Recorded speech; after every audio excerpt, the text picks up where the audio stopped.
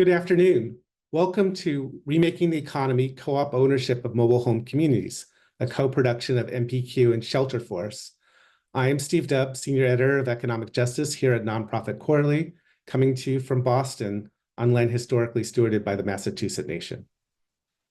And good afternoon, everyone. I am joining you today from Wilmington, Delaware on Lenape land, as my colleague Steve thoughtfully reminded me. I am the CEO and publisher of Shelterforce and happy to be here today. Great. Welcome, Shalon. And for this webinar, we are also honored to introduce four expert panelists who are Andrea, or Dre. Chiriboga-Flor is Executive Director of Justice for the People Legal Center in Denver, Colorado, where she helped organize the Monte Vista Comunidad Cooperative. Kelly Jensen is Board President at Paradise Village Cooperative in Johnstown, Colorado, and she also represents the Mountain West region of the ROC USA National Board of Directors. Doug McElroy is the former president of the board of the Pleasant Park Mobile Home Cooperative in Great Falls, Montana. And Emily Faden is president of ROC USA, a national organization launched in 2008 with the mission of supporting quality resident ownership of mobile home communities nationwide. A few notes. First, we're very excited to take your questions. We will leave the last half hour of the webinar for your questions. Please enter your questions into the question box at the bottom of your screen, and Shalon and I will share as many of them with the panelists as we can. Second, we always get asked if we will share the slides and recording after the webinar. The answer is yes, you will get those by Monday at the latest. One last thing, this webinar is free, but producing it is not. So if you like what we're doing and can afford to support NPQ's racial and economic justice work, please consider making a donation to NPQ today. We also encourage you to join the conversation, both in the chat, of course, and also in social media with our hashtag #RebuildTheEconomy. Thanks for joining us. There is a survey after the webinar. Really encourage you to fill that out. It's literally only 5 questions, and it helps inform our future work. And with that, I want to pass the baton back to my co-moderator, Shalon, who will say a few words about the topic of today's webinar. Thank you, Stephen. I am truly excited about today's conversation. It's been an eye-opening journey for me, and I look forward to learning alongside all of you today. At Shelterforce, we have a key phrase in our mission that includes where every person has a place to call home. And for millions of people across this country, their home is a manufactured or mobile home. No matter where we find home, we all share the same goal, to find safety, security, and belonging within it. However, as we'll uncover today, there are significant gaps in tenant protections for those living in mobile and manufactured homes, an issue that demands more attention and action. I'm especially eager, like many of you, to hear from our panelists about ROC, or resident-owned communities, and how they are making an impact and difference across the country. So to kick things off, I'm honored to turn it back over to my colleague Steve so that we can get started. Great, thanks. And Dre, I guess I'll pass the baton first to you among the panelists, and if you can introduce yourself, talk a little bit about your article for NPQ and the work you've done organizing with Monte Vista in Denver. Awesome, thank you, Steve and Shalon. My name is Andrea, Chiriboga-Flor, she, her. I'm the Executive Director for Justice for the People Legal Center. I'm an organizer. I'm not a lawyer, and that's very intentional. I never will be. But I do tell lawyers what to do because we feel it's important to weaponize lawyers and lawyering skills to build movements in Colorado. So about in 2022, a mobile home park went up for sale in Denver, and residents organized, and we were able to purchase this mobile home park with about 78 families, most of them Latinx residents, working class people. And so that's mostly what the article is about, but also the 10-year fight that it actually took to get to this point where it's possible to purchase mobile home parks. So throughout the conversation, I'll be talking more about that journey, what it really took to get here. And yeah, I'm really happy to be here with you all. Thank you, Dre. All right, Doug, you are up next. Please introduce yourself and talk briefly about your work with organizing and in leadership at Pleasant Park in Great Falls. Thank you, Shalon. My name is Doug McElroy. I'm a resident member, owner, and also the former president of a resident-owned community in Great Falls, Montana. I've resided in this community for over 20 years, and I'm employed with a nonprofit organization and have several years worth of experience serving on boards and councils. And so when we began our exploration into becoming a resident-owned community, I was able to bring that experience to our community.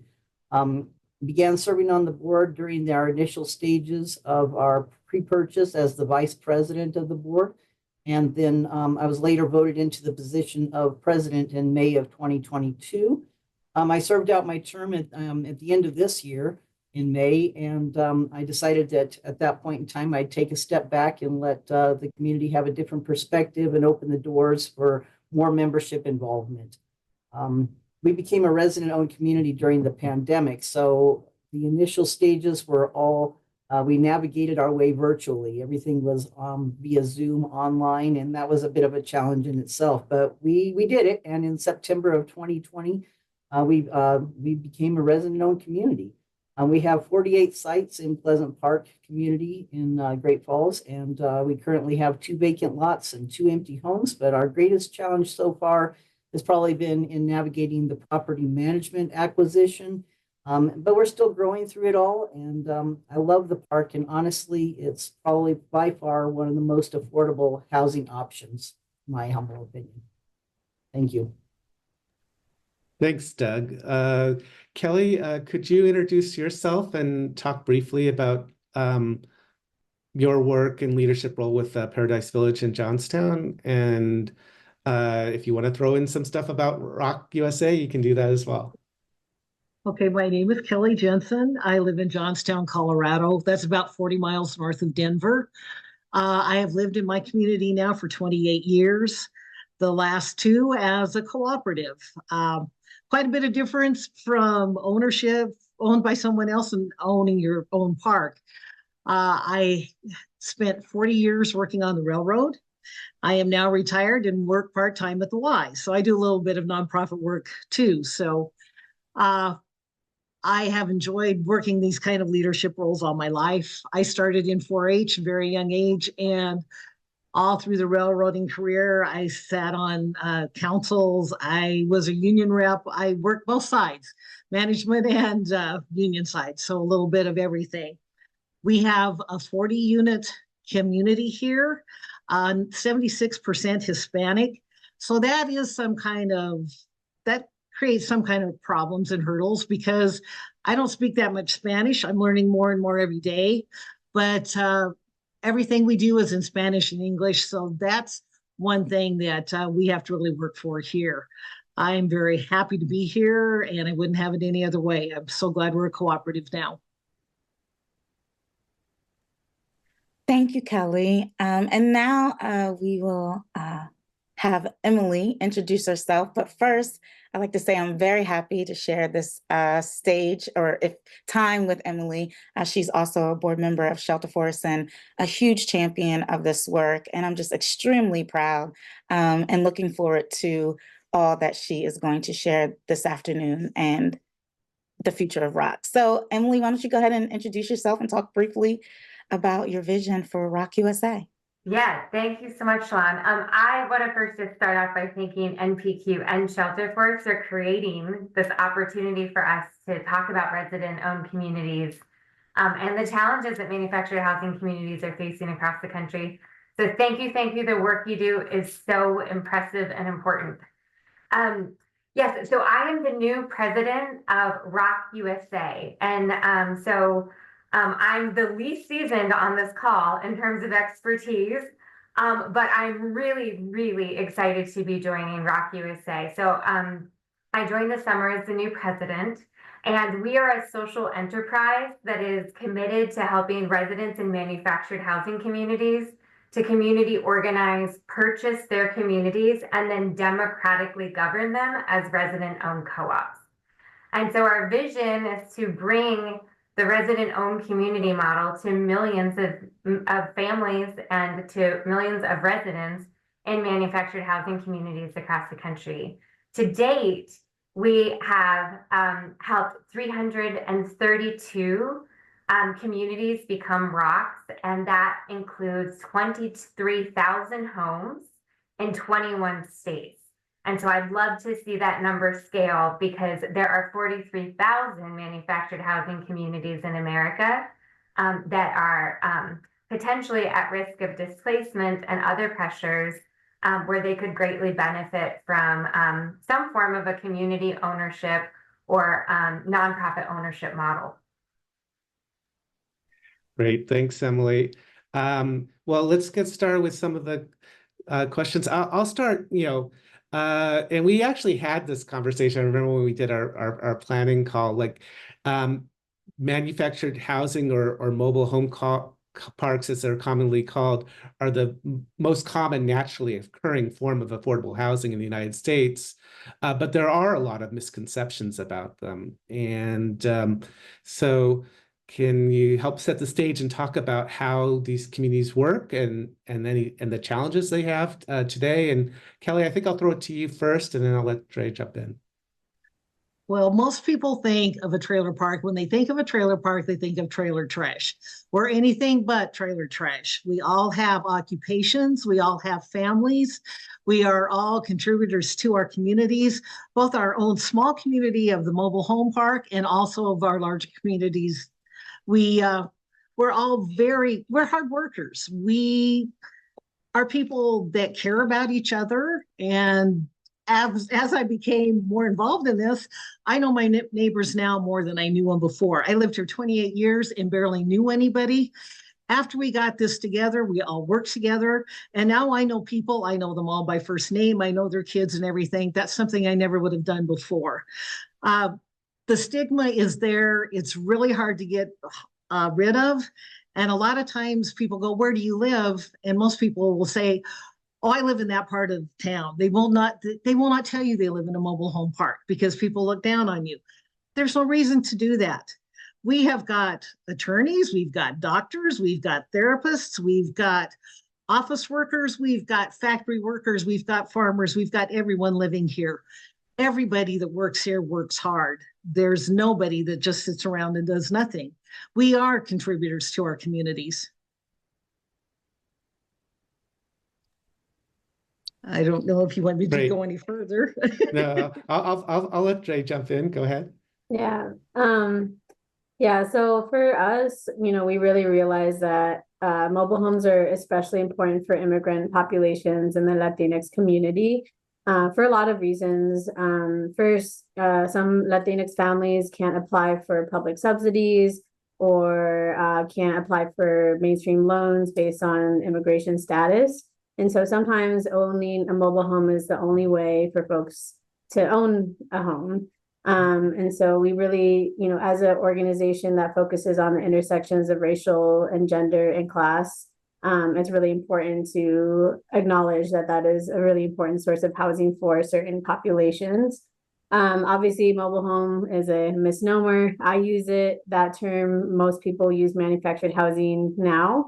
I just use that because in Spanish, it's hard to translate manufactured homes in a way that makes sense. People still kind of call mobile homes traiditas, which is an endearing way of saying trailers. Yeah, I think a few other misconceptions is the density is actually a lot higher than people say. People think that they're very spread out, but actually, like, there's sometimes 5-6 people living in a home. So that's a misconception. I think just some other things is like who is living there. I think Kelly spoke really well to that. But yeah, these are working class people. These are our workforce. In mountain towns, sometimes it's the only workforce housing. Once you start to notice mobile homes, you'll see them everywhere, especially in Colorado when you're going through the mountains. And it's kind of interesting that the highest population or density of mobile homes is actually in the city, in the urban areas.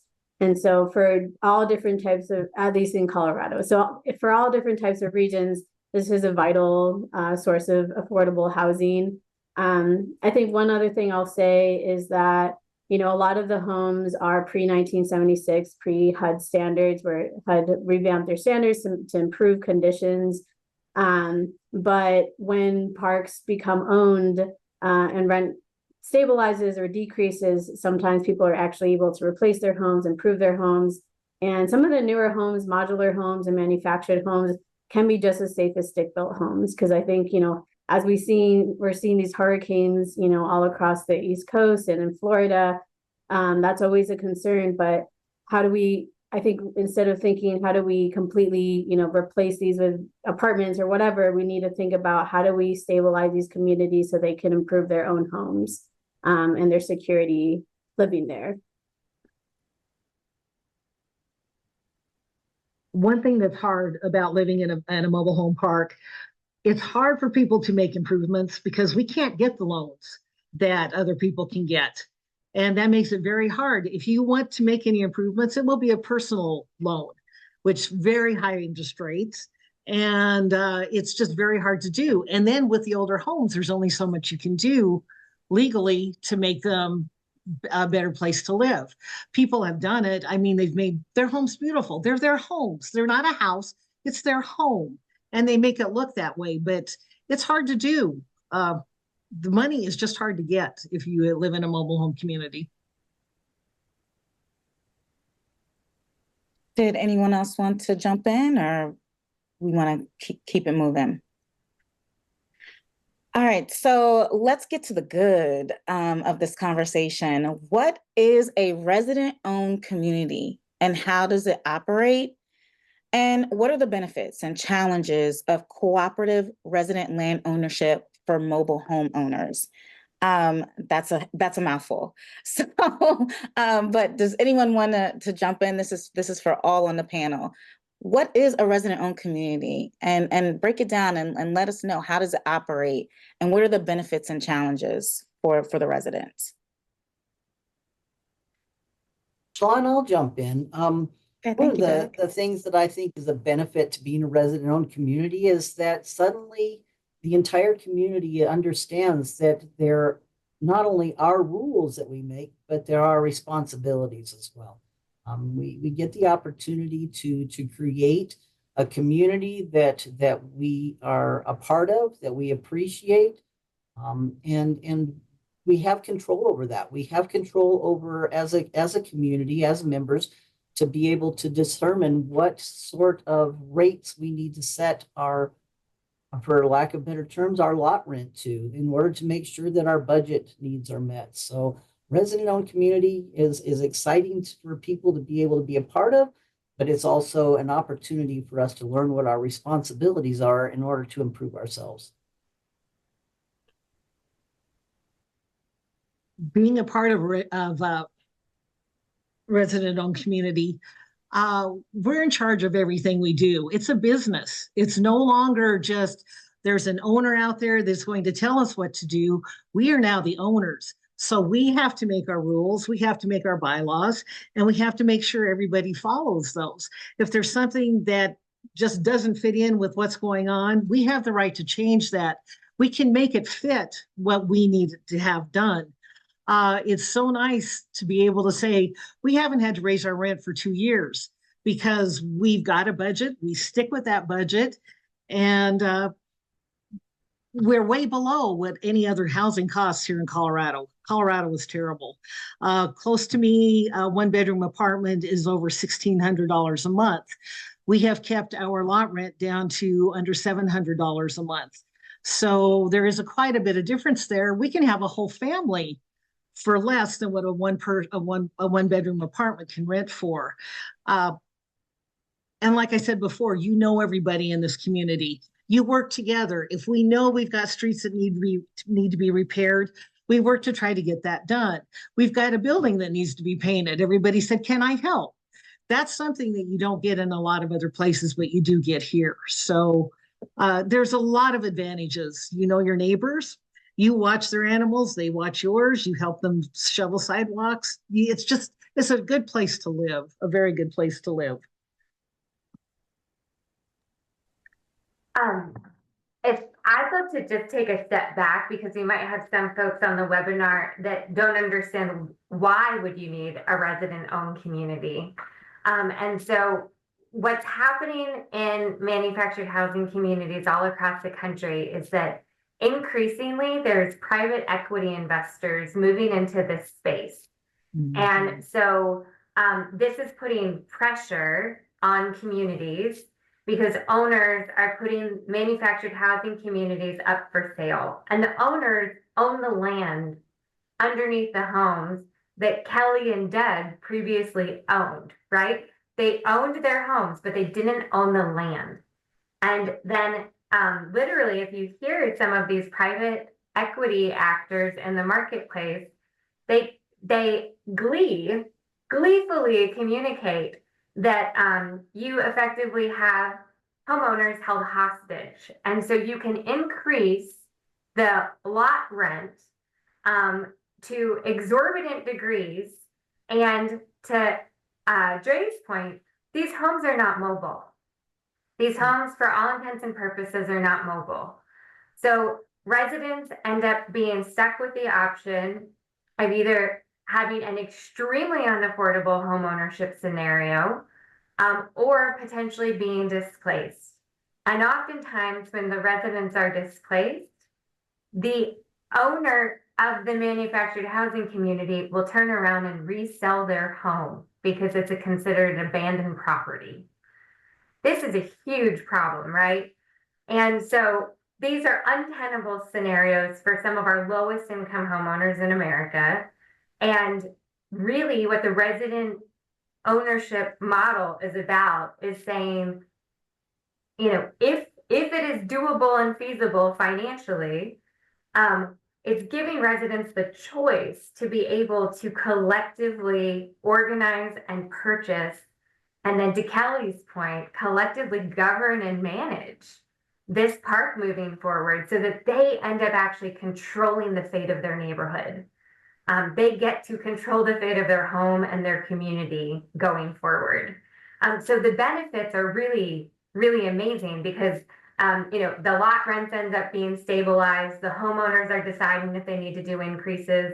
And when residents are in control of the fate of their communities, just like Kelly mentioned, you're also controlling the improvements that you make to your community within your budget. And so it's a really, really impressive model. And the resident leadership is really astounding. But I do want to point out that that also does present challenges similar to, you know, Dre lifting up in communities that are facing multiple structural barriers, families who are, you know, faced with working 3 jobs. It is a tremendously large assignment to turn around and say, you are now running a multi-million-dollar asset.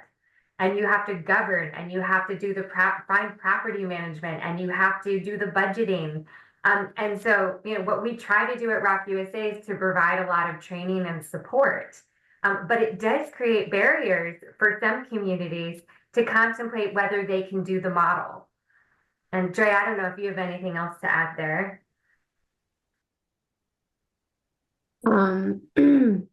Yeah, thanks, Emily. I think, well, first I do want to make it clear, we're not a ROC in the sense of, you know, ROC USA. We were able to purchase the property through a third party, Sharing Connection Inc.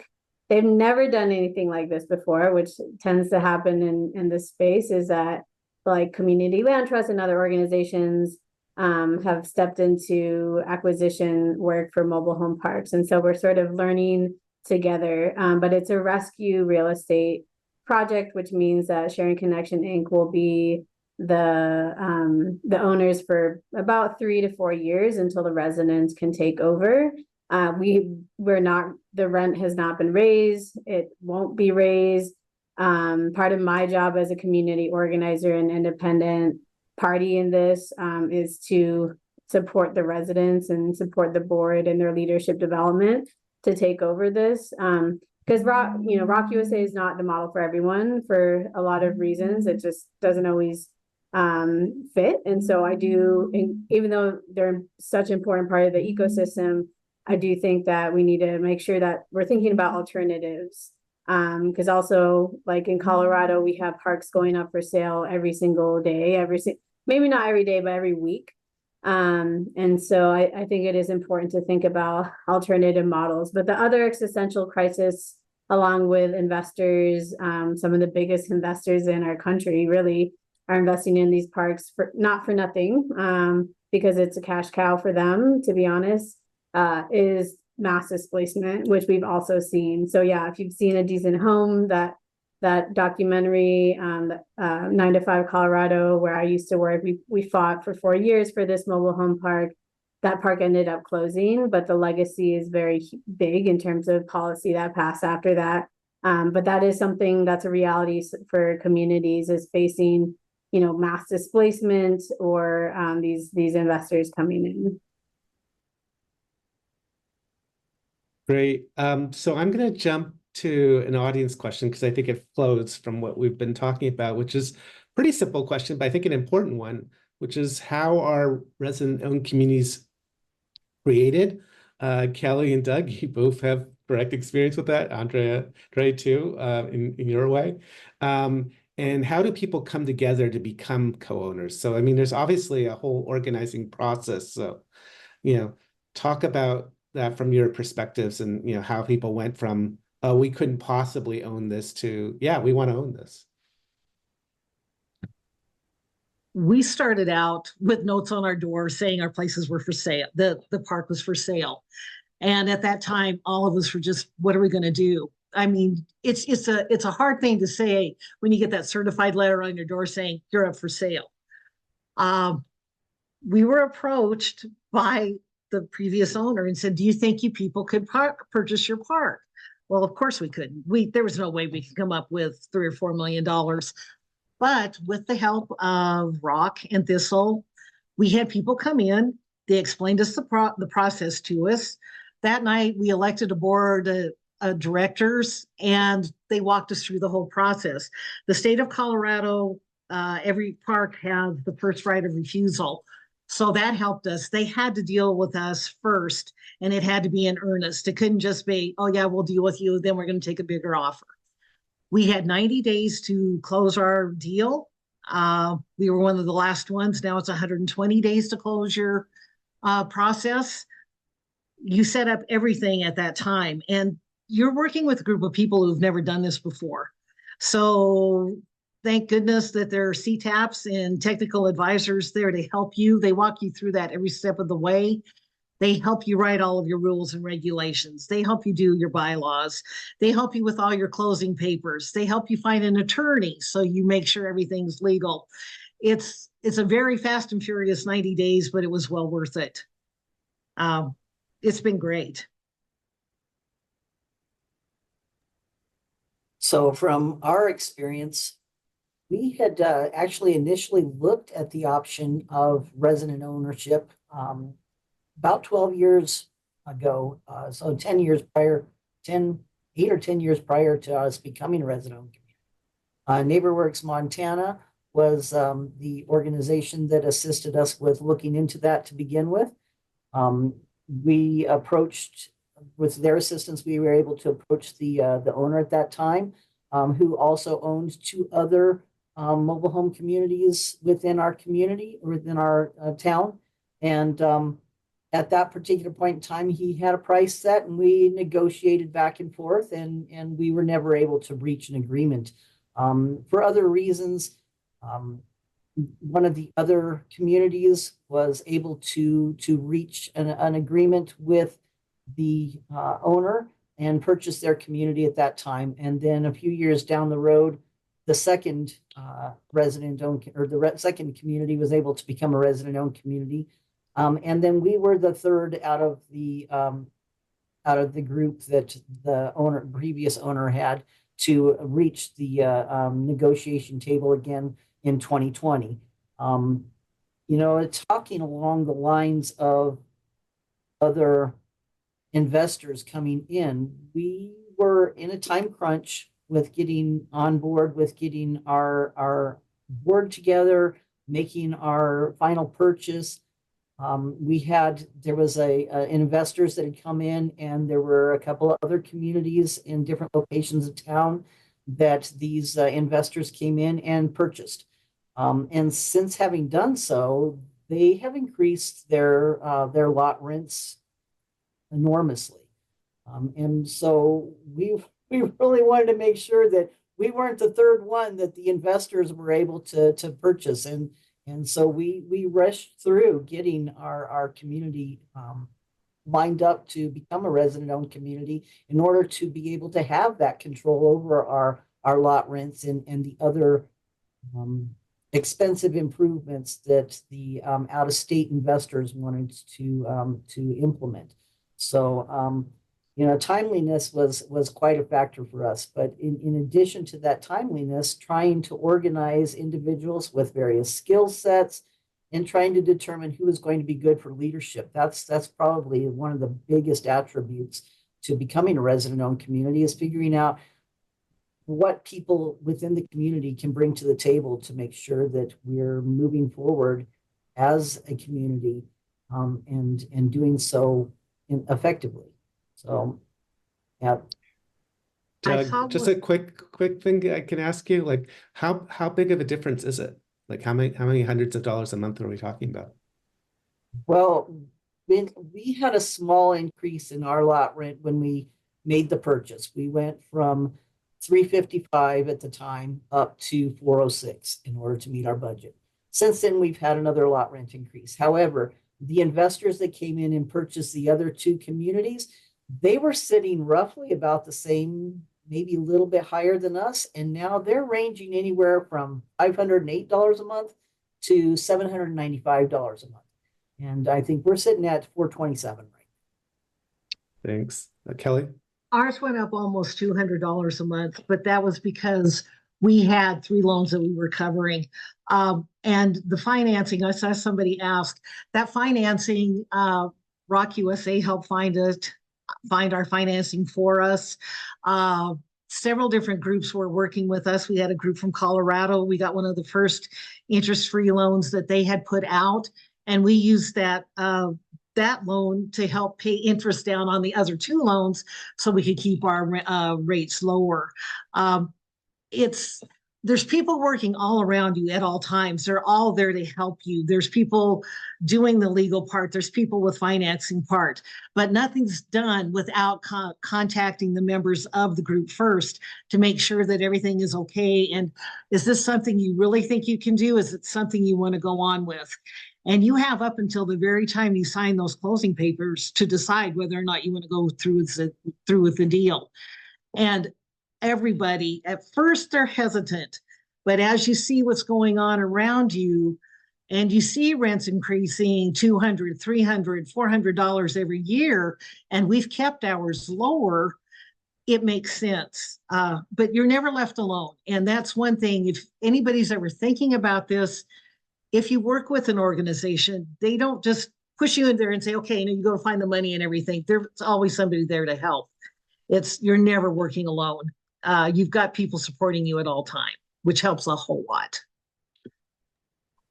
Just to add a quick stat to that, so in the investor-owned market, lot rents are going up over 7% annually. In ROCs, they're going up 0.9% annually. So that's the level of savings and stabilization that communities are seeing. Great. Trey, you want to talk about the organizing process? I mean, you've been involved with this for a while. Yeah, in Colorado, I just want to talk a little bit about the timeline of, how we got to this point where we have one of the strongest opportunity to purchase laws in the country now, which was, it wasn't elected officials just doing the right thing, right? This always takes organizing, direct action, pressure, tactics, lawsuits, all these things to get to this point. And so my work started, I was a public transit organizer in Westwood and Southwest Denver, where we're purchasing this mobile home park and transitioning it to resident ownership. 2 mobile home parks shut down. and 90 families were displaced. And at that point, there was no guarantee for relocation assistance. There's 10-day notice that the landlord had to give the residents before selling. That's no time. Now we have 120 days plus usually another 120 days to come up with financing. Throughout the past decade, we've seen this mass displacement happen. We've seen corporate investors such as Haven Park LLC, RV Horizons, Impact Communities, Kingsley Management, these huge companies come in, Essentia is another one, buying up parks because in Colorado, there's no cap on rent and rent control is illegal here, just like in 30 other states. So it's not uncommon. And so investors know they can get as much money as they want, even though now you can only increase rent once a year, but there's no limit to what that looks like. And so most of the folks I worked with were Latinx population, mostly women of color, not surprisingly, leading the charge, looking out for their communities, testifying at city council meetings, testifying at the Capitol, testifying in court against their landlords. Like these, I just really think it's so important to acknowledge the history of what it took to get here and recognize that it was mostly the work of women of color, for the most marginalized and impacted by displacement, rent increases a lot of times. And this mobile home park, like I talked about, Denver Meadows, which was featured in A Decent Home, that park did close after 4 years. But the legacy is not only opportunity to purchase laws, but laws that provide just cause eviction. So that means that, residents can't be evicted because their skirting is wrong or like their house is a different color than it should be. Now you have to have a lot like just cause in order to evict. And so we're trying to look out for residents who are owned by corporate landlords, as well as creating pathways towards community ownership. And so, for other states who are really thinking about this, me as a community organizer, there's not a lot of community organizers that specify mobile home parks in Colorado. We're behind the scenes. We're doing the door knocking. We're building relationships. We're building the trust, and having infrastructure for community organizing is so incredibly critical to get to this point. Like this mobile home park in Southwest Denver that we just bought, I already had relationships in that community. So they knew to come to me. They trusted me. And so we were able to organize in less than 120 days. And so like something I do say is a healthy, an organized community is a healthy community. And that's real. Like how do we need to organize proactively so that when the park goes up for sale or crisis happens, that we can actually come together and create strategies and decision-making processes. I would just say, if it's a cult, it's not a healthy organization. But other than that, having organized communities is so important so that we're not waiting until, everything is coming together and there's so much risk involved. Thank you, Dre. To build upon that, both you, Emily, all of you have talked about the threats and the challenges for residents in the mobile home communities. And I love the fact, Emily, that you underscored that, it's not mobile. So I'm going to go back to saying manufactured homes. So can you all talk about how policy can help tenants buy land of manufactured communities from landlords and collectively own property themselves? So, Dre, you talked about, that women of color leading the charge, doing the testimonies, advocating, those sorts of things. Talk to us a little bit about the policy for the tenants. Yeah, so in Aurora, where this mobile home park was, the women who are leading, who are resident board, they were able to pass a resolution to create a task force dedicated to mobile homes. And we made sure that most of the positions on the task force were mobile home residents. And yes, they were all the same women of color who were leading. And then we also passed a moratorium on redevelopment of mobile home parks. And we did try to pass opportunity purchase. That policy didn't stick, but it ended up passing at the state level after a lot of mobilization. And so those are sort of some of the policy changes that are really essential. The other thing I just want to point out is, so the city of Denver, when I started organizing, was very hostile towards mobile home parks. They really wanted to mark them as future, development because they're big plots of land. And so, and at that point too, there was a policy that said that you couldn't replace a old mobile home with a new mobile home. So, which really meant that the parks would shrink until they were no longer viable to operate, so that they would disappear. This was very, very intentional. 10 years later, Denver committed $2.5 million for the purchase of this park. It's a performance loan, which means it's probably forgivable.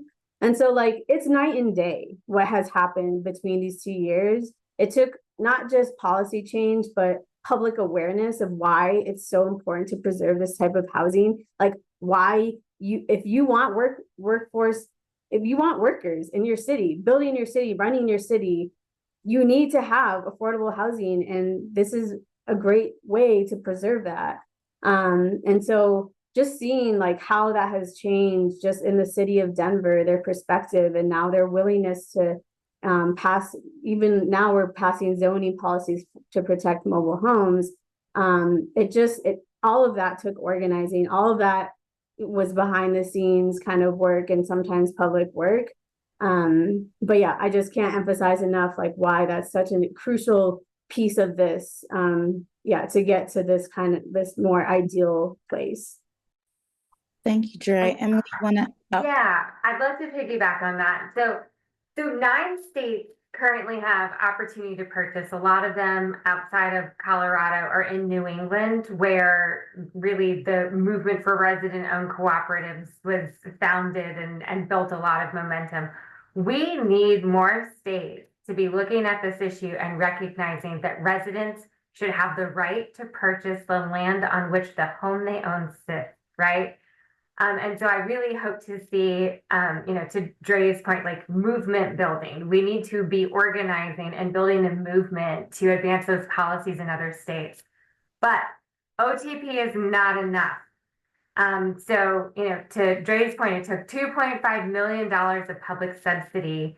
And Colorado actually has been a tremendous leader off of this momentum that's been built from the groundswell on the ground. So they have actually brought to bear, I believe it is $17 million that will support resident-owned communities and the acquisition of additional manufactured housing communities to help them become co-ops.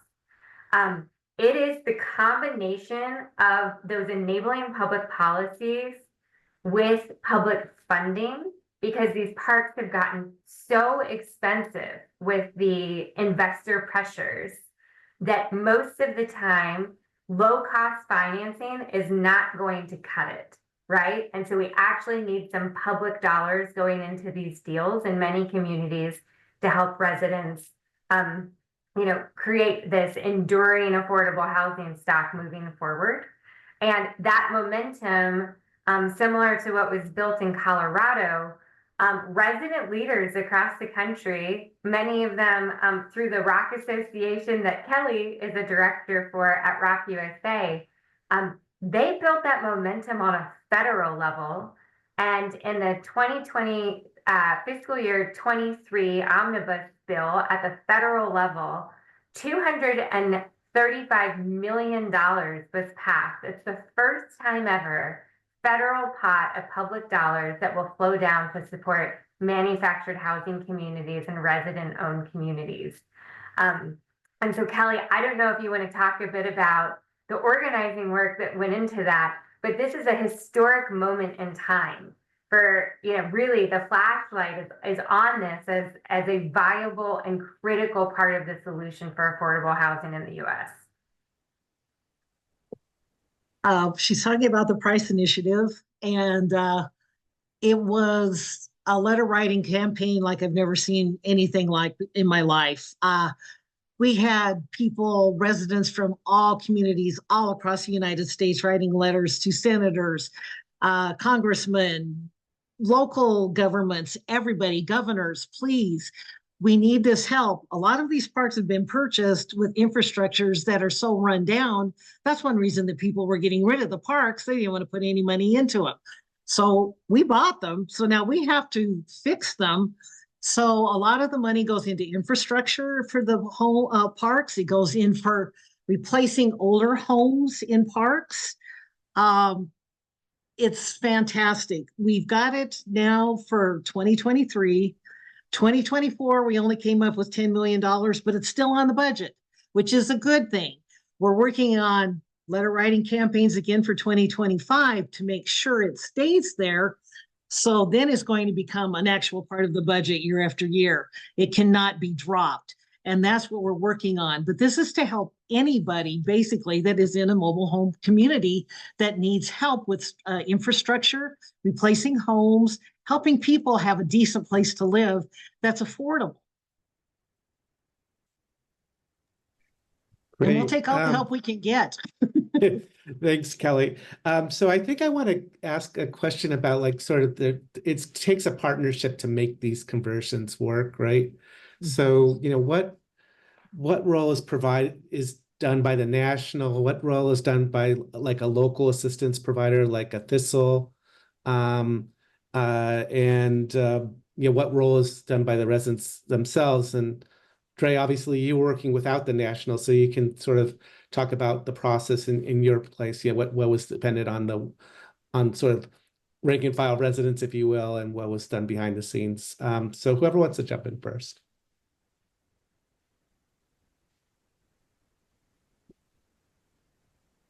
Were you asking me a question, Steve? I'm sorry. Well, it's a question for all of you. Like, what did you do at the local, you know, when you were creating the co-op?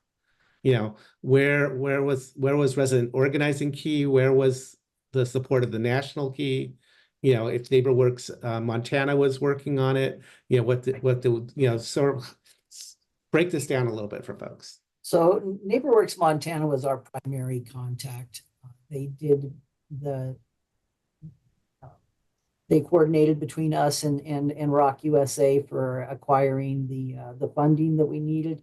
But they also worked with us in helping us find the resources we needed, as far as finding an engineer to help us with initial inspection, so that we knew what we were getting ourselves into to begin with. So, you know, you're looking at infrastructure needs and the older communities, and we have a lot of infrastructure that needs to be updated, so NeighborWorks Montana has also been very strategic in helping apply for the price grant for our community as well. So we're eagerly waiting for that result as well.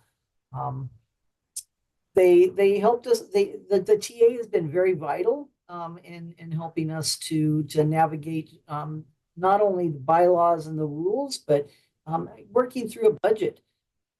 Most of residents, when they're low income to begin with, many people don't understand a budget to begin with. And so when you're trying to get, you know, 100 and some odd individuals on board with understanding what that budget is, the TA is very vital with you know, strategizing and helping with that role as well. So we've had connections with ROC USA. We are one of the unique parks in that we also were required to purchase several contract homes within the park in order to be able to make the purchase from the previous owner as well. So we have more than one loan that we're working through, and ROC USA has helped us with navigating how to work through that loan agreement and making sure that we're all, you know, lined up so that we're fiscally responsible. That fiscal responsibility is probably it's one thing that I can't you know, really stress enough. That's a very vital part of having our partners with NeighborWorks Montana and ROC USA both. Thanks. Kelly, you want to jump in at all on this? Our connections were with Thistle, and at the beginning, that's all I knew was Thistle. I didn't even know Rock USA. That was not brought in until later on down. So I thought we were dealing mainly with Thistle. But they did walk us through everything.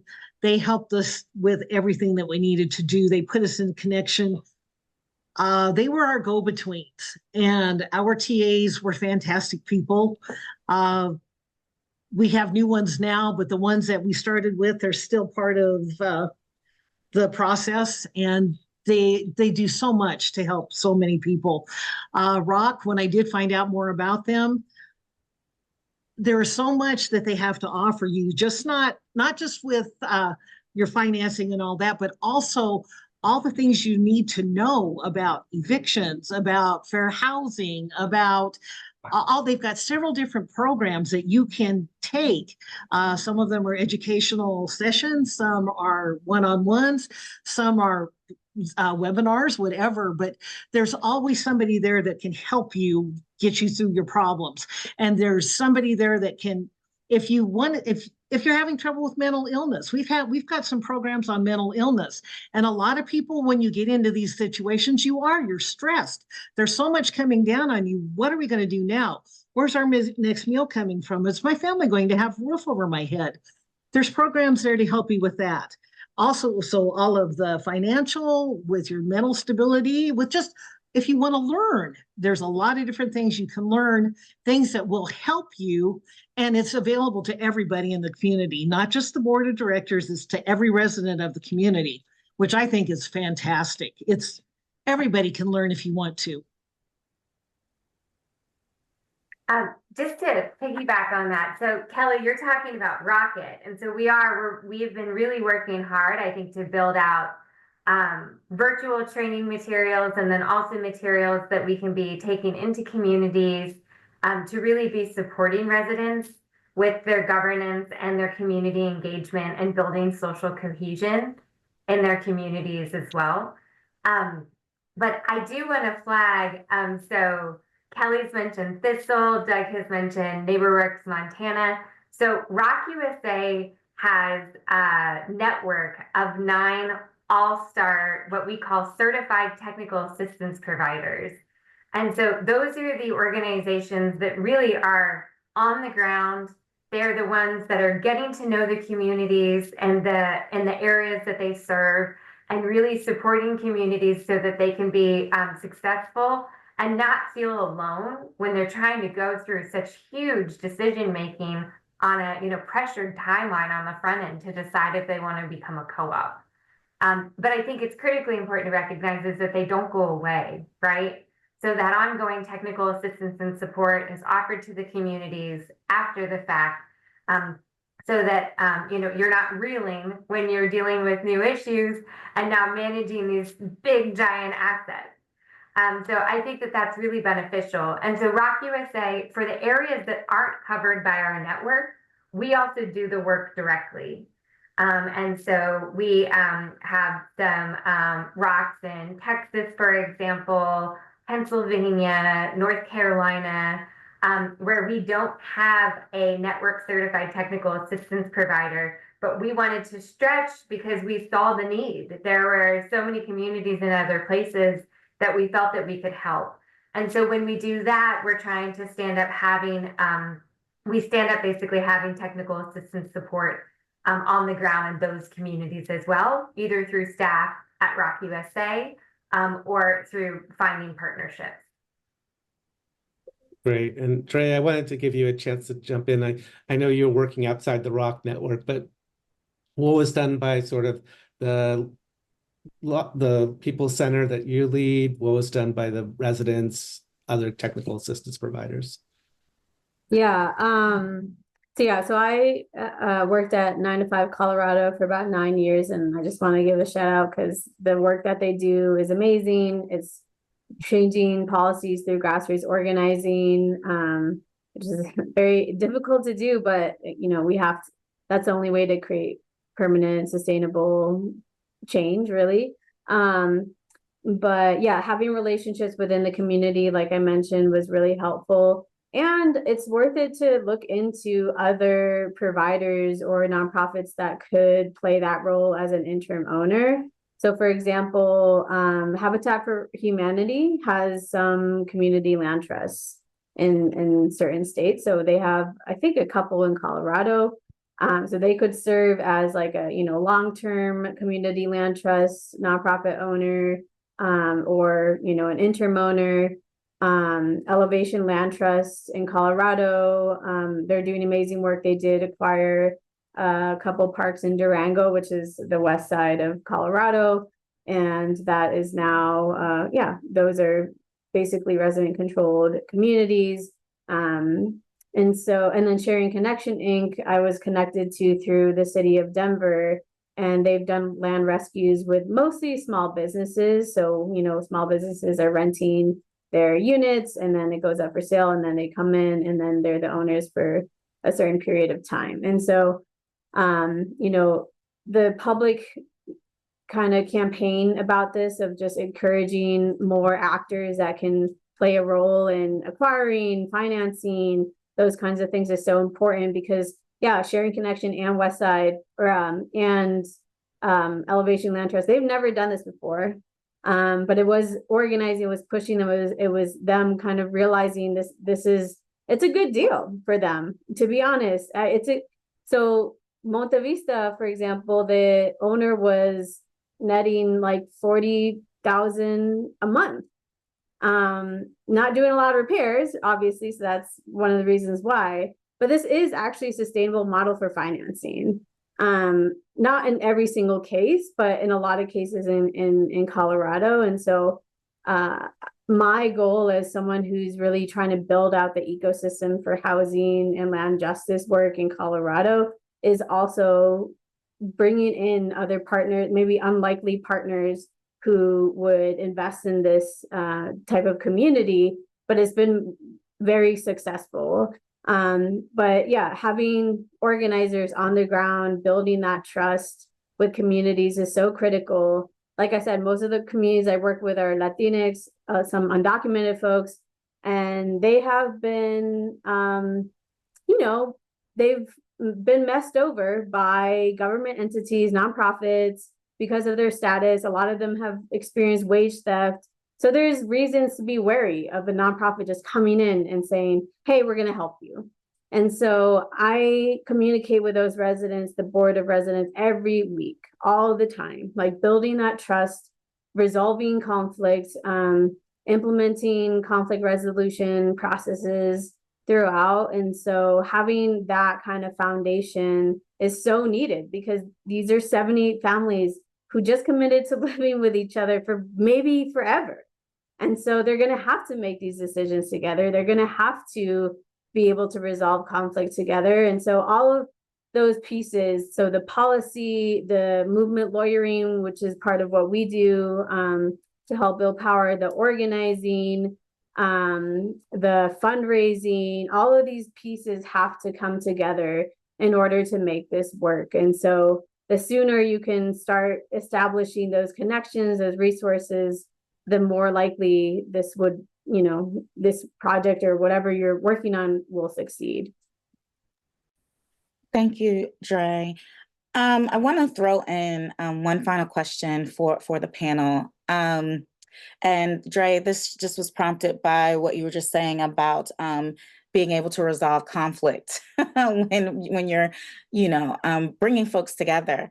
And so I'd like to know, are there any scenarios in which residents don't want to or are unable to become cooperative owners themselves?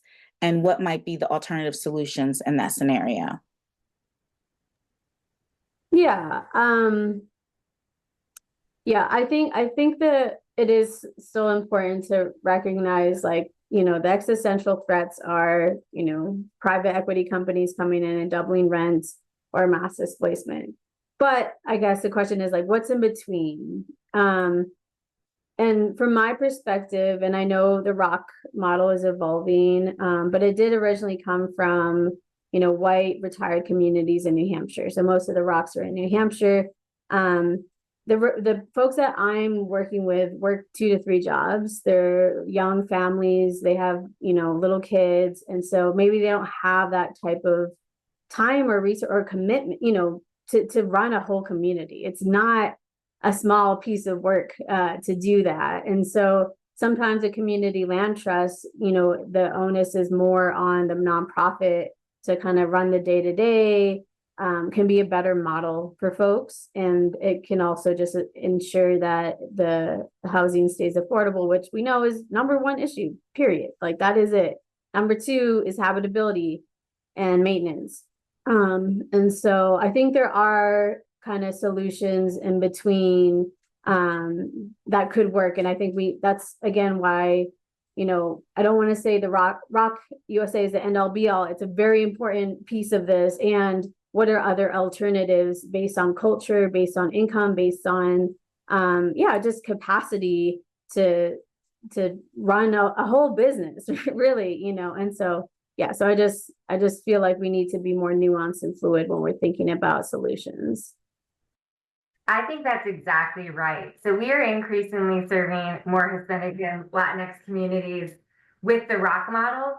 And the challenges that Dre is identifying are very real. And so, I know at ROC USA, we're very much interested in exploring, are there changes and updates that we could be making to our models or to our services so that we are in fact adding value and serving these communities in the best way possible? And really making sure that we're centering the racial equity and the discrimination and structural issues that these communities are facing, to make sure that we can create more access for these communities and not create undue burden. We don't have answers for that yet, but I do think that there is opportunity and need for additional nonprofits to enter into this space. There are so many communities that are at risk, and we are one solution. We are not the only solution. And, those other nonprofits that could potentially enter the space, I come from the community land trust movement before the ROC movement.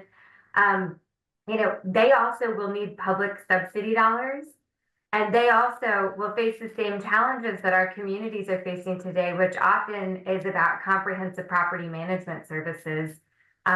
It's very unique to do property management in manufactured housing communities or ROCs. And so I think we also have to think creatively about how do we help get both public subsidy dollars and then the services that are necessary and the partnerships that are necessary to move more nonprofits into the space. Great. So I want to go to audience questions, and there are a lot of them. So thank you, everyone, for your questions. They're amazing. We'll try to get to as many as we can. I'll start with one, which, I confess I hadn't really thought about this, but the ROC model typically is conversions, right? It's buying existing properties that were owned by mom and pop owners or whoever owned it, and the residents organized. The question is whether there are any instances of starting a manufactured home community at the get-go as a cooperative, as a resident-owned community. Has that ever occurred, or is that something that you're thinking about in the future?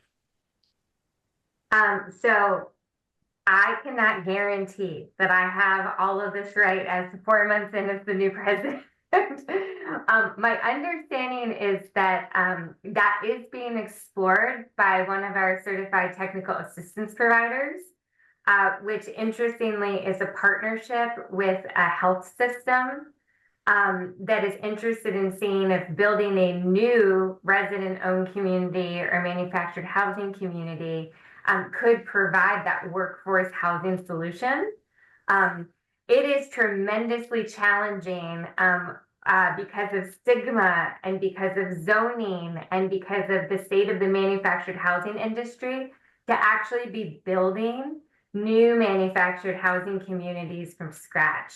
But there are groups that are doing that, like Next Step is doing that work in manufactured housing communities. And I would be really interested to see if that can take off and become more successful over time, if we could be offering the cooperative model to residents, if it makes sense.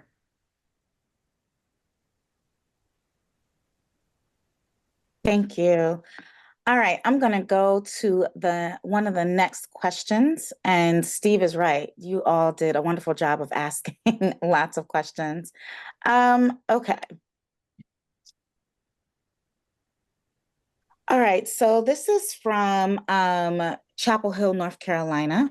There is, I believe, Caitlin, it works as a language access coordinator.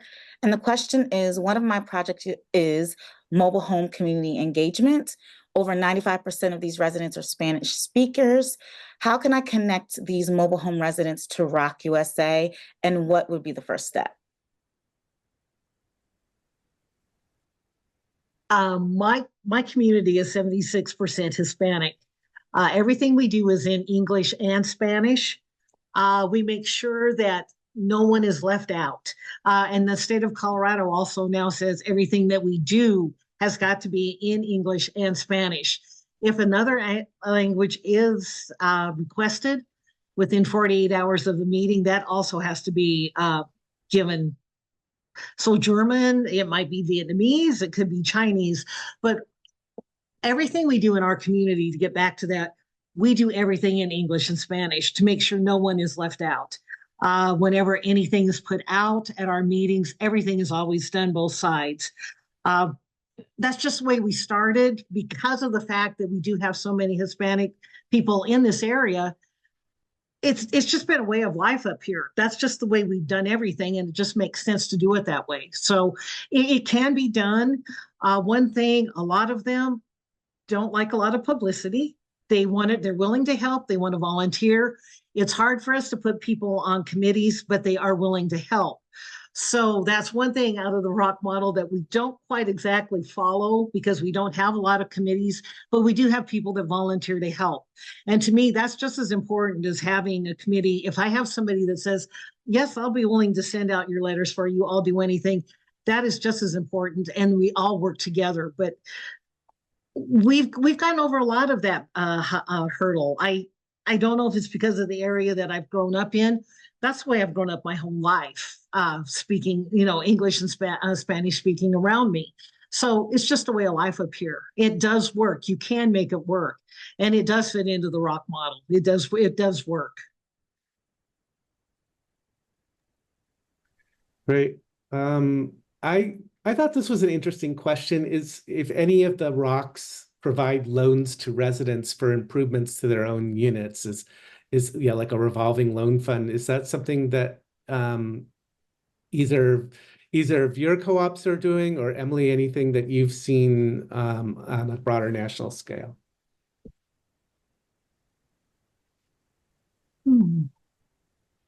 So ROC USA CDFI, or Community Development Financial Institution, we are not making loans to individual homeowners for improvements. I do believe that some of our certified technical assistance providers have done some things in this space.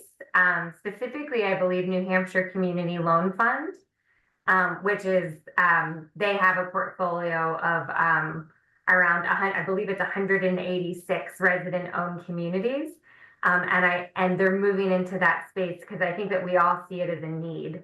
We're doing a lot of advocacy at ROC USA to try to get mainstream single-family housing financing for manufactured homes.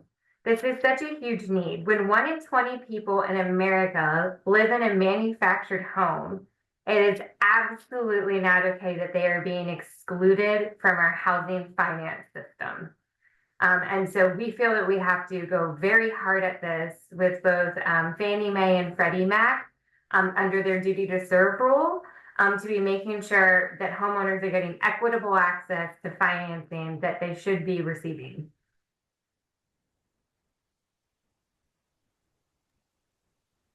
Did anyone else want to jump in on that, or we can go to the next one? I'll jump in real quick. I know that we've had some information that we've acquired through NeighborWorks Montana, and I can't find a link. So maybe one of the reps who's on the in the chat can post a link. But there's an organization called MoFi, and we've posted that on our community bulletin board for any of our residents who might have a need to acquire some sort of loan assistance to be able to make improvements on their home. And so it's my understanding that those loans are available for that purpose. Thank you, Doug. Another interesting question, when forming a resident-owned community, is there a certain number of folks that have to agree to start with? Is there a minimum? So do you need 10 residents? Do you need 25? How many to start? Our first vote was the majority ruled. And that from that meeting, we went on. And as we went on, we had another vote when we were going to put in our offer. And to do that, we had to have 86% of our people had to agree to it.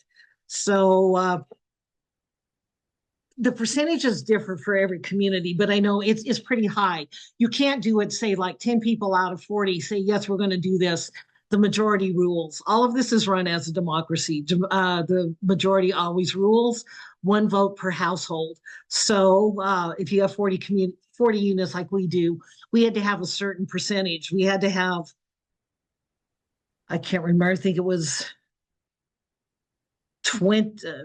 32, I think, had to be approving of it before we could even go on with the purchase. But it depends. You can't just say half of us want to do it, the other half does not. It has to be the majority wants to go with it. And then after that, then you figure out how you're going to work it out to make sure that everybody's covered, because they're all going to be covered by the co-op rules one way or another. They may not be members, but they will be covered. Does that make sense? No, Yeah. that does. Thank you. Should I go? Let's see. Let's see if I have a question here that I wanted to ask. Well, one question was actually about the difference, specifically between this came up a little bit before, but how would you think of the difference between a resident-owned community and a community land trust? So folks who are thinking about both of those categories have a clear understanding of, what are the similarities and differences. So community land trusts are traditionally, they are leasing the land under where homes are located. And so then the residents receive a 99-year ground lease.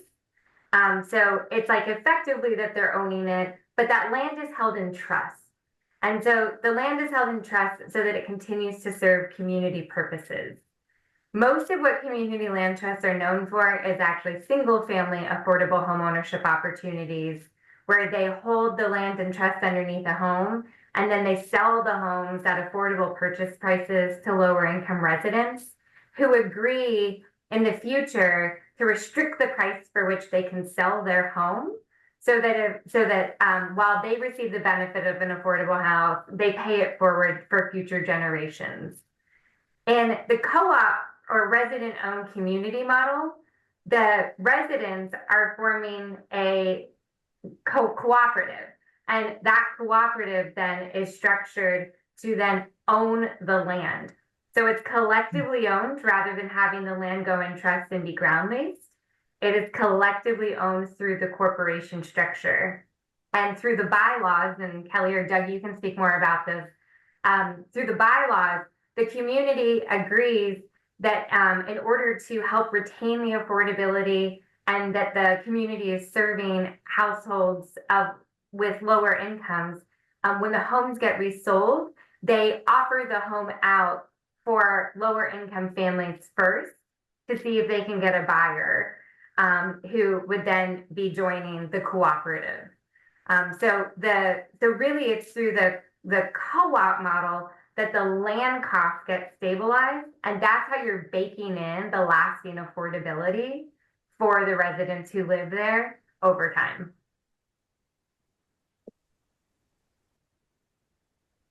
That is in the bylaws. I think it's probably standard, Emily, that if two offers are given, you look at the income, everything of both families, and if they're equal, you do consider the low income family first. If you just have one bid on it, if you have one offer, that's when you can take. But it is to keep it low income housing or moderate income housing. It's not trying to make a killing on your property. It's trying to keep people in affordable housing. And one thing too, it's nice to know that they can't be sold out from underneath you. Once you are a co-op, the property stays a co-op unless you go into forbearance or something like that under no fault of your own, or maybe it is because you couldn't make the payments. But once you become a co-op, that land will always stay a mobile home park, a manufactured home park. It's not going to be anything else. It's always going to be your home. So it is it's peace of mind. It's yours. Thanks. All right. I got one more that I saw here that I'd like to ask, and I want to direct it to Dre as a organizer. The question is, are there any resource grant opportunities for organizing manufactured home communities? This is a project they are a community organizing entity with a community land trust arm, stewarding limited equity housing co-ops for over 30 years. So they've begun working with manufactured home communities on ROC conversions, but wondering what is out there for organizing in general. Yeah, that's a good question. And I feel like funding for organizing ebbs and flows a lot. Like during COVID, organizing for, racial justice, for gender justice, it was very prevalent, and now it's kind of dissipated again, to be honest. I think that's one of the hardest types of funding to come across. So, like in Colorado, like I do look to community foundations. Some of them, have small grants, some of them are bigger. I'm also part of Right to the City Homes for All network. That's sort of my political home and where I really learned to be an organizer. But they, being part of, national organizing entities can help kind of connect you more to funders for this work. But to be honest, when I first started working on mobile homes, there was no funding for housing organizing at all. Like it was just not there. And we had to organize the funders to understand why organizing for housing was really important. And so it took a few years. So for a while I was just doing, voluntary organizing, and then finally started getting funding for it. And so it just really is, that's not like a super ideal answer, but that is the truth, is like we actually have to push our funders to understand that in order to build power and make systemic change, if that's what they want, if that's what funders really want, is to change the way our system works so that people can thrive and not just be surviving, you have to fund this type of work. So yeah, but it's taken a lot to get to this point where organizations like Justice for the People are not fully funded, but funded to a point where we're sustainable and can continue our work. So that's where we're at right now. But I do, we're reaching out to local foundations, displaying your work and why and what impacts it really has, I think is critical. But I think a lot of organizers and people who are doing movement work can pretty confidently say that in order to create, dignified, permanent, sustainable housing, there has to be this foundation of work that's happening at the same time. So if that's their goals, that's what they have to fund. Great. Thanks, Trey. So there's so many questions. We're not going to get to them all, but this one I thought was really interesting. It's sort of, what can be done to make these models more genuinely accessible to folks who do have two other jobs and so forth. A lot of the folks that you're working with. So are there specific ways to make ROCs and community land trusts or limited equity co-ops, to throw in another type, more accessible to the folks who actually need this housing?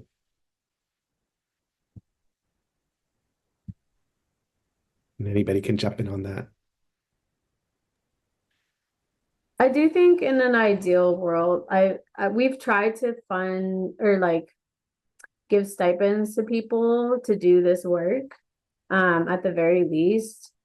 So for example, in Denver Meadows, in the community I worked with for 4 years, we actually hired someone part-time to do a lot of the organizing work, because the goal is to make sure that a bunch of folks in the community have the skills to be autonomous, to do this on their own without a paid outside organizer.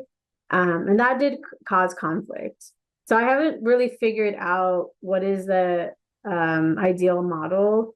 In Monte Vista, we have folks that just went to the Housing Colorado conference in Keystone. We are paying those two people to be there out of our, out of our nonprofit pocket. Making sure that they had stipends for travel and things like that, always having interpretation, childcare, food at meetings.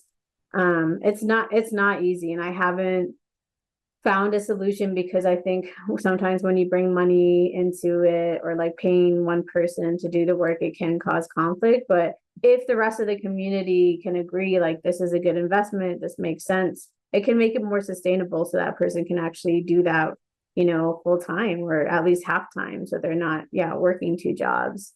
But obviously that calls for resources. And so when we talk to our funders, we try to be real about what it actually takes to do this work long term.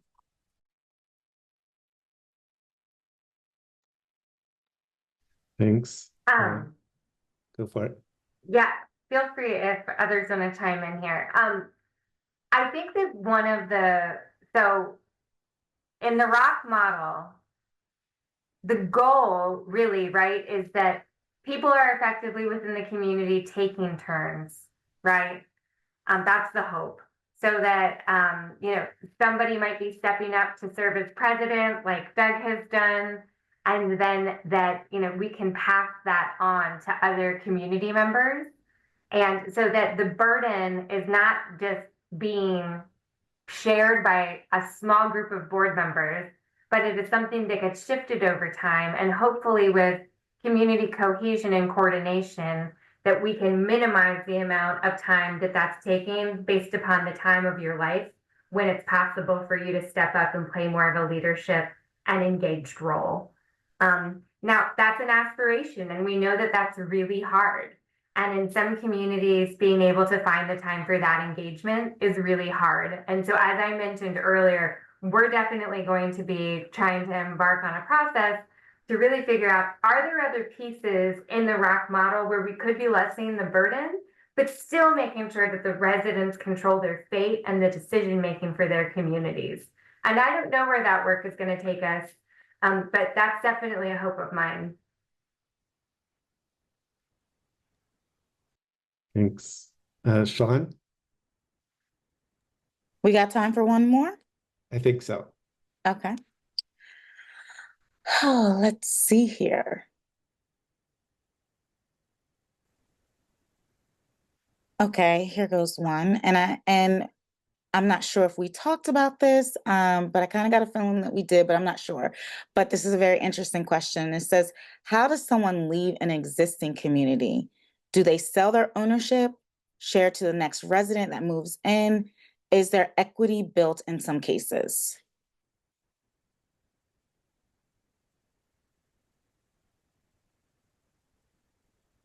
And this is for anyone to jump in. And I suppose it's both the housing unit and the share in the cooperative, right? if I understand the question. I'm not sure. I'm reading it how it is. It says, how does someone leave an existing community? So I'm assuming that we're talking about the resident-owned communities. So yeah.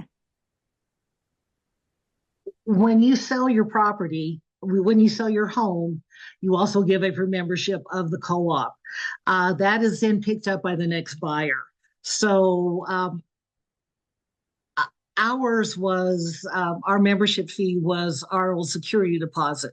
So that's put in a fund, and that's only used for the memberships. So when you came in, you paid $125 to join the co-op. When you leave, when you sell your home, you get the $125 back. The next family that comes in then repays that membership to keep the membership on that lot. Does that make sense? Yeah, I think so. Yeah. So you don't It's really just make a lot of basically money off. It's yeah. basically a security deposit. Kind It's of. a security deposit to make sure that you are a voting member, you have paid your membership fee, and when you leave, you're no longer part of the co-op any longer. You're just you're right. Your share will go to the next person that owns that lot. Got it. Thanks. So many questions. We are now kind of at time. I will give, if there's any like closing comments that anyone wants to make, I can give you like 20 seconds each or something like that. That's about what we have. If anyone wants to jump in, anything you were dying to tell folks but hadn't had a chance to. I do have one thing. Something we're fighting for in Colorado is for rent control and rent stabilization. I do think that's a policy that's critical in order to devalue parks, because right now we have parks going up for sale for $60 million sometimes. That is not based on anything, right? That's not based on real value. And we have no chance in hell to buy those parks. And so having rent stabilization policies will actually incentivize these investors to not invest in these parks, because that's why they invest. They want to double, triple their profits. And so I just want to be real about like the fight in Colorado that's been going on since the 80s to have rent control is ongoing and will affect the mobile home parks in Colorado and in other cities and states. And it's just a piece of the puzzle for this work. Okay. Doug? My final thoughts on everything is and suggestions to those that are looking to become resident-owned communities is that when you're establishing your board, to be intentional about who you think is going to be willing to commit to being to moving your community forward. Look at your communication styles, the skill sets from people, what people are able to give and what they're willing to give in order to be a cohesive unit, because it's the board that moves the community forward. And without having everybody on the same page and getting everybody to work together. Now, I'm not saying everybody's got to agree on everything, but you have to be able to communicate with each other and be able to ask the hard questions. And so my biggest suggestion would be very intentional and very strategic when you're setting your board. Great, thanks. Kelly, any last words? Well, I've been asked several times if I had this to do all over again, would I do it? And definitely I would. The benefits of being a cooperative far outweigh anything that we had beforehand. We own our land, we own our homes. So there's not a whole lot of people that can say that. We are homeowners and landowners. So that makes me feel good. I can sleep better at night knowing that we did something that helped people save their homes. Fantastic. Emily, anything you want to add? I think I would just want to end that in such a divisive climate in our country these days. One of the things that I think my eyes were wide open to by joining ROC USA was something Kelly said at the start, and Doug, you all got to know each other in your community and you built real relationships. And even if you don't come from the same walks of life or have the same opinions or views, you built community and you work together and you collectively do this thing together. And that power building is translating to a movement nationally. And we can mobilize for whether it's rent control in Colorado or getting the next round of price funding, because you guys are building that community cohesion and connection on the ground. And so I hope we can really harness it and mobilize it, because there is just so much more work to be done in this space. Right. Well, with that note, I think we will have to end the webinar. I want to begin by thanking Shalon Hawkins and Shelterforce for co-sponsoring this webinar. And of course, our fantastic panelists, Chiriboga-Flor from the Justice for the People Center in Denver, Colorado, Kelly Jensen, from Johnstown, Colorado, Doug McElroy from Great Falls, Montana, and Emily Thaden from Rock, USA. Thanks everyone so much. And thanks again to everyone who attended this webinar for your excellent questions.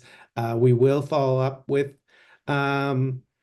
recording the slides, at least a summary of some of the key things in the chat, and hope you join us on for our next webinar, which will be on November 20th. And we'll focus on liberating finance, and that will build off a series that NPQ co-produced with justice funders this past summer.